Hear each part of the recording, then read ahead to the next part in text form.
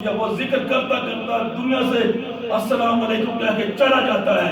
وہ کہتا ہے بندے ساری زندگی روئے زمین کے اوپر میرا ذکر کرتا رہا کراتا رہا, آج تو میرے پاس آ, اپنے اپنی گھر کے اندر آ.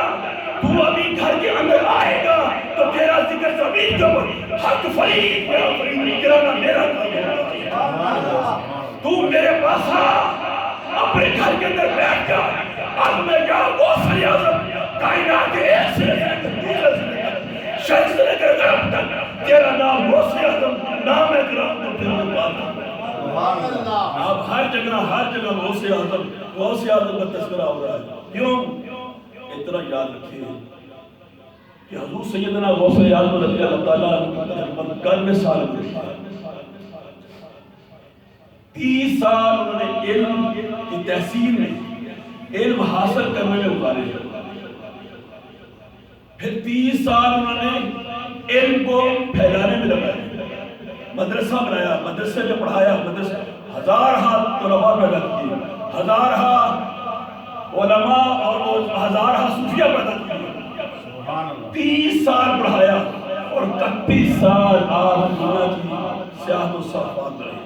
وہ تصور میں گزارے, اس کی یاد میں گزارے.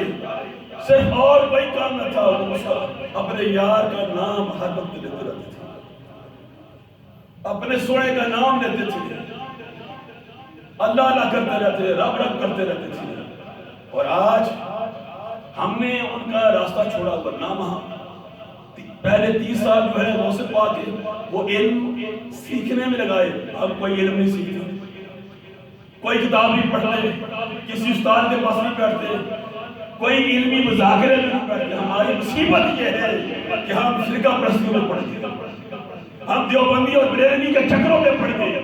ادھر سے فتوے ادھر, ادھر سے فتوے ادھر, ادھر سے کفر ادھر سے کفر, یہی چکر چل رہا ہے. علم کی طرف ہمارے جو علم حاصل کرتے ہیں ان کا قلب صاف ہو جاتا ہے. علم اندر کی تصفیہ کرتا ہے, صفائی پیدا کرتا ہے, نظر کی صفائی کرتا ہے, انسان کی شخصیت میں عمل لاتا ہے اور اس کا رجحان عمل کی طرف آتا ہے. لیکن یہ ہمارا شیوا نہیں ہے. شیوا یہ ہونا چاہیے تھا کہ ابتدائی زندگی میں علم کو حاصل کرنا چاہیے تھا.